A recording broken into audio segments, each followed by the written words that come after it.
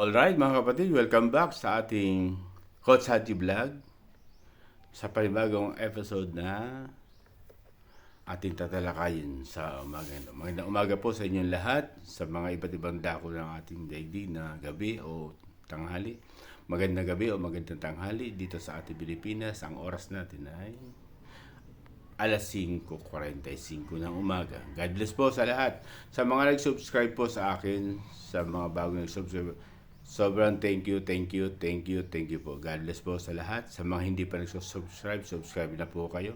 Kung mabigat naman po ang subscription, kahit yung like na lang or comment sa baba at share, sobrang thank you na po ako doon. At na-appreciate ko po ang lahat ng yun. God bless po sa mga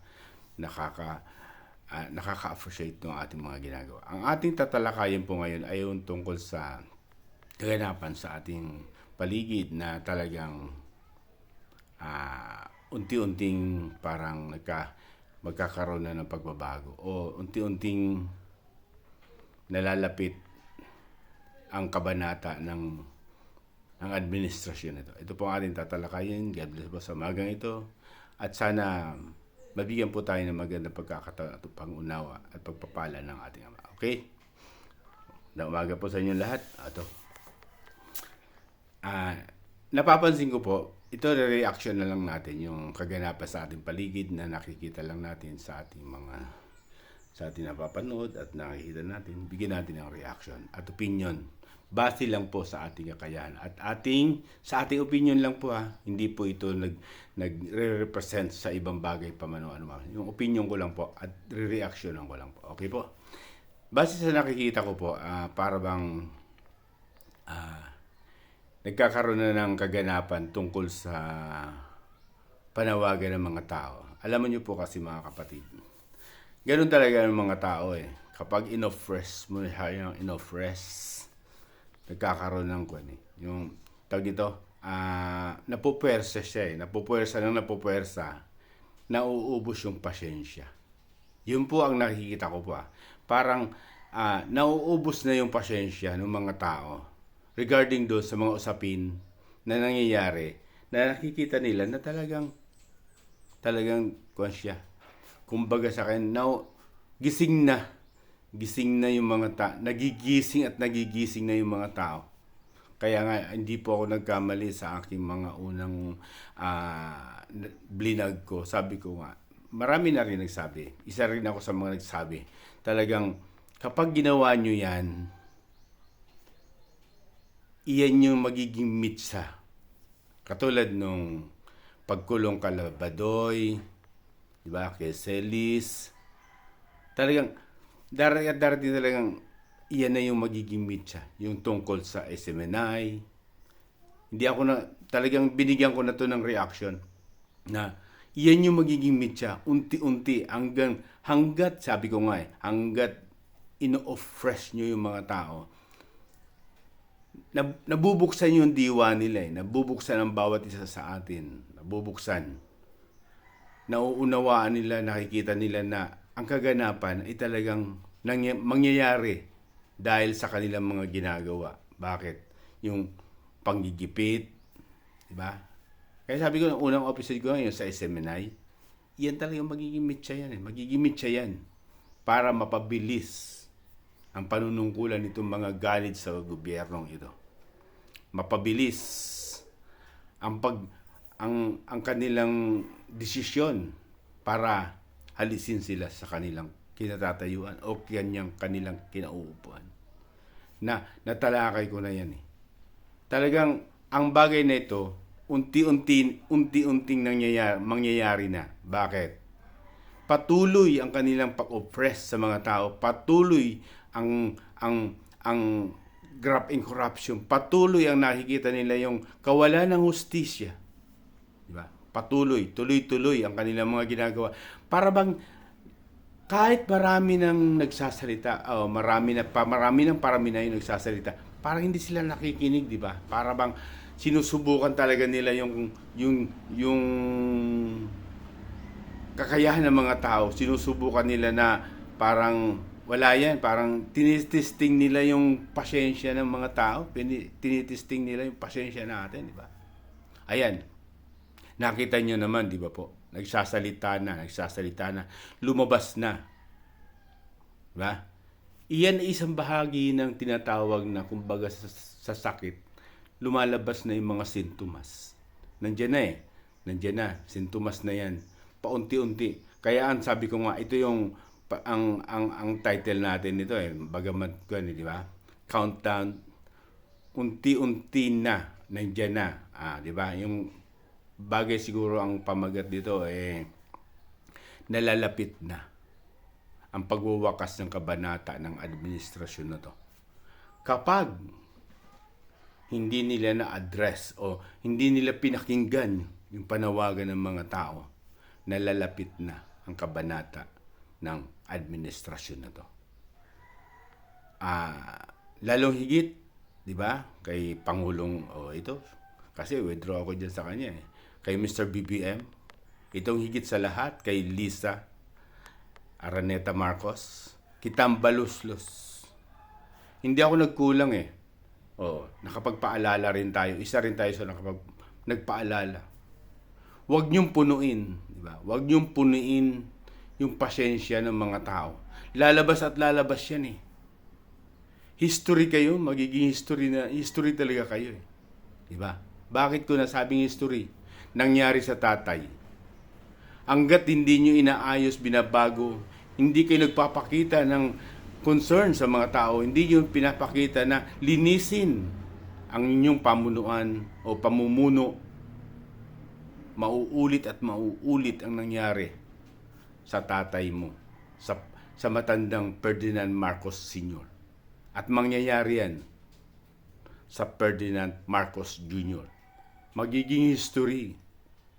Pero may panahon pa ba? Mayroon pa naman, di ba? Ayusin lang yung pagpapatakbo. Huwag yung kitang-kita kung sino ang nagiging parang namumuno Hindi siya, di ba? Bakit? Hindi niya kaya. Hindi niya kaya kontrolin ang kanyang mga galamay. Lalong higit itong dalawang ito, si Tambaluslos at saka si Lisa Smag. Hindi niya kaya Diba? Maraming nagbigay ng opinion regarding do sa talagang under di ba? Nung panahon na pumunta sa ibang bansa na talagang inuumbag nga daw. Pero kung titingnan mo mabuti, di ba?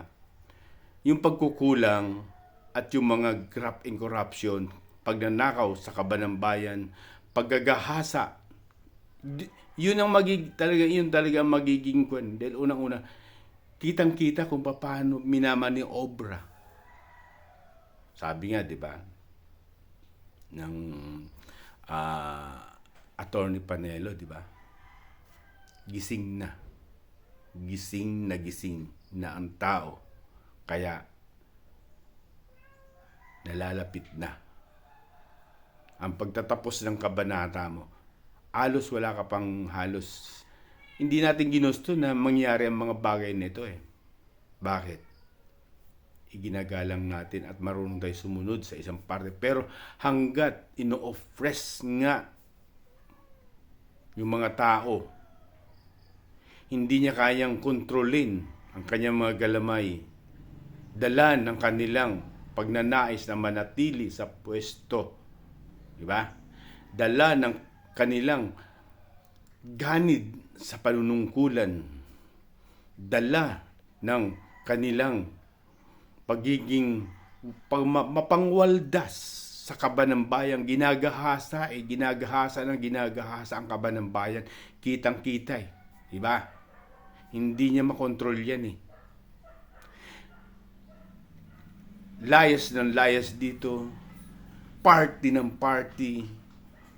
Maraming kaganapan sa ating bayan na dapat siya ang unang-unang pumupunta. Diba? Maraming nasalanta, nasaan siya? Tungkol sa encounter sa mga sundalo, may mga namatay. Nasaan siya? Diba? Nagagawa niya pa kahit na maraming nasalanta sa parting Mindanao, nagagawa niya pang manood ng concert, diba? Nasaan yung damdamin mo, diba? Nasaan yung pagiging pangulo mo? Namatay yung mga sundalo. Wala ka. Nasaan ka, diba? Iyon ang isa sa iyon ang nakikita ng mga tao Yung kawalan ng pagmamahal o kawalan ng totoong leader, di ba? Na dapat unang-unang siya ang unang-unang pumupunta. Siya ang unang-unang dapat na tumitingin, di ba? Sa mga bagay na nangyayari. Pero nasaan siya? Yun ang nakita ng mga tao. Kaya nga, sa aking pananaw na to, unti-unti nang matatapos ang kabanata ng administrasyon na to. Hanggat hindi nyo binabago yung sistema, sitwasyon, kung paano mo pamunuan ang isang bansa, paano mo supilin yung mga mapang-abuso sa ating bayan tungkol, lalong higit dun sa ating konstitusyon, 1987 konstitusyon, kung paano nila yurakan yan para lang sa kanilang kapakanan, para manatili lang sila sa kanilang panunungkulan. Diba? Kung paano nila yurakan yan. Kahit marami na nagsasalita, hindi sila nakikinig. Yun ang magiging mitsa para matapos ang kanyang panunungkulan. Bakit? Hindi nakikinig. Sabi nga ni Atty. Panelo, ang pinakamakapangyarihan sa lahat sa ating konstitusyon ay ang mga taong bayan. Pero ba't hindi pinakikinggan? Waldas dito, lakad dito, at travel doon, ganyan. Ba't hindi pinakikinggan? Bagamat may mga tinatawag, parang ginagawang kwan lang Doon tayo mananghalian, di ba? Balik tayo. Ang dami naghihirap. Nagagawang gahasain, uwaldasin ang kaban ng bayan. Yan yung mga bagay na yan ang talagang nagtitrigger sa ating mamamayan para tapusin ang kabanata ng administrasyon na to. Nakakalungkot isipin, di ba? Halos wala pa nga 1 taon siya sa panunungkulan.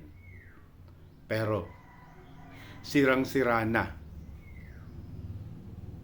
ang kanyang pangalan. Sirang-sira na si Ferdinand Bongbong Marcos Jr. sa mamamayan. Bakit? Tama ang ating dating Pangulong Duterte, Digong. Weak leader siya. Weak leader talaga. Pinamumunuan ng mga nakapaligid sa kanya. Pinamumunuan ng mga ganid sa panunungkulan. Pinamumunuan nakapaligid sa kanya ng mga kawatan. Napapaligiran siya ng mga ganyang tao na mapagsamantala. Pero sa kanya, kay BBM, nakita ko naman ang kanyang kabaitan. Mabait. Dangan nga lang, hindi niya kayang kontrolin, lalong higit si Lisa Smag. Hindi niya kayang kontrolin. Nakikita ng tao kung sino ang nagpapatakbo. Diba? Kaya, mauulit at mauulit ang dinanas ng kanyang ama. Masakit sa atin yun sa bagay na yun. Binigyan natin sila ng pagkakataon. Binigyan natin sila para maayos ang pamumuno. Nagsalita tayo, nagbigay tayo ng mga opinion natin, pero hindi pinakinggan. Ipinipilit ang gusto na alam naman ng lahat. Alam naman ng alam niya ang nakakarami ayaw ng ganong sitwasyon. Lalong higit yung sinatawag na PI nila. PI nyo. People Initiative. Gusto nyo ipilit Kaya nga sabi nga, Sabi nga ng kadado pag pumitik yan, tatama sa inyo yan. Ang dami nang may diskusto, pero hindi nakikinig. Diba? Anong ibig sabihin yan? Ito ang isa sa mga nakita ko lang Kapag namuno na, umupo na, ang akala niya, diba? Ang akala nila, wala nang katapusan. Ang akala nila, pag-aari na nila lahat ng bagay na ginagawa nila, na alam naman nila na ibinigay lang ng mga tao para kayo'y mapunta dyan. Pero ang nasa isip nyo, kayo na. Ang higit na makapangyarihan. Yun ang pagkakamali nyo Na akala nyo, kayo na. At hindi na kayo mababaklas dyan. Doon sila nagkakamali. Ang higit na makapangyarihan ang taong bayan sa lahat na nakapaloob sa 1987 Constitution. Hindi po kayo tambaloslos. Hindi kayo Lisa Smag. Hindi kayo BBM. Kami mga tao na nagluklok sa inyo. Kami ang higit na makapangyarihan. Inupress nyo Ginalit nyo. Diba? Ginalit nyo. Kaya ako, isa sa nananawagan, mag-resign ka na, BBM. Mag-resign ka na. #resign. Hindi mo kayang pamunuan ng bansang Pilipinas. Bakit? Napapaligiran ka nga. Sabi nga ng iyong kapatid na Senador Amy Marcos, napapaligiran ka ng mga Digimon, mga masasamang espiritu o kaya mga demonyo. Base yan sa sinabi ng kapatid niya na si Senator Amy Marcos. Ay, ano pang gagawin namin mga mamamayan kung napapaligiran ka ng hindi mga kanais-nais, di ba? At hindi mo kayang supilin. Nakakalungkot, di ba? Pero ang lahat may katapusan. Ang akala nyo walang katapusan, di ba? May panahon pa. May panahon pa para bumalikwas sa katotohanan. Pero ito lang masasabi ko. Napakalit na ng pagkakataon na yon. Pero sabi nga, di ba? Kahit 1%, kaya pa talagang bumalikwas. Base sa iyong mga ginagawa. Kaya ang payo ko,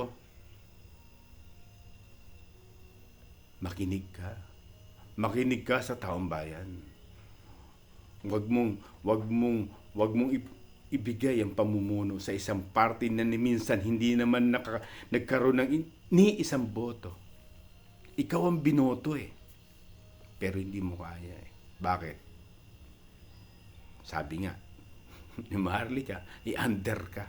Ginujumbag ka ng ginujumbag. Di ba? Kaya, mga kababayan, salamat po. Sana makita natin yung mali. Maling-mali kasi yung mga pamamaraan. Ayaw ng tao ipinipilit. Di ba? Para lang sa kanilang kapakanan.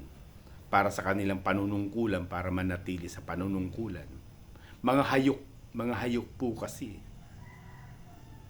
Ang akala nila nakaupo na o sila na. Hari-harian. Pero hindi nila alam ang mamamayan, ang totoong nagluklok sa inyo kung bakit nandiyan kayo. Pero hindi nyo pinakikinggan. Laganap ang korupsyon sa ating bayan. Alam natin yan. Kita yan. Kitang-kita yan. Laganap talaga. Nag-iba ang sitwasyon. Kaya, nalalapit na po ang kabanata nyo po sa panunungkulan nyo. Yan lang po. Sana pagpalain po tayo ng ating Ama. Sana wag tayong maging madahas sa mga bagay na ito. Dahil ayaw naman natin nun eh. Unang-una, ang nagsasuffer nito yung ating bayan. Pero nakita ko, dinadaan nila sa mahinahon na pakipag-usap. Kaya nga tinatawag na prayer rally, di ba? Walang dahas, walang dugo. Yun ang pinakamaganda. Kasi sawa na tayo dun eh. Marami na nangyaring ganun. Ayaw natin mangyaring ganun. Ang talo, ang taong bayan. Kaya sana makuha lang talaga sa tamang pag-uusap, tamang pamamaraan na walang dadanag ng nugo o ano paman. Yun lang ang isa sa mga inaayaw ko talaga, yung magkaroon ng pagdadanak ng dugo. Sawa na po ako doon. Sawa na po tayo doon. 1986, 85, 86. EDSA 1, dumanak ang dugo. Hindi na natin gusto yun eh. Hindi na natin gusto. Kaya sana sa isang maayos na pamamaraan at magkaroon pa ng pagkakataon upang ituwid ang maling mga ginagawa.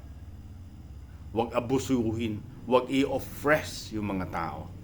Huwag yurakan ang bawat karapatan natin, huwag yurakan. Iyon lang po. God bless, at pagpalain sana tayong lahat. Maging maayos ang ating bayan. Bakit? Mahal natin ang bansang Pilipinas. Mahal naman natin ang bansang Pilipinas. Pero, sa mga ganitong klaseng namumuno, hindi pwedeng manahimik. Kaya, sana, maayos pa po. Gusto naman natin makatapos yan ng kanyang termino. Pero sa lahat sa natin nakikita, hindi nakikinig eh. Kaya, ang mga tao, gising na. God bless, at pagpalain tayo ng Ama at maging maayos po ang ating pamumuhay at sa mga namumuno sa atin, magkaroon ng malinaw na kaisipan at sana maging maayos ang pagtakbo at pagmamahal natin sa ating bayan. God bless, thank you.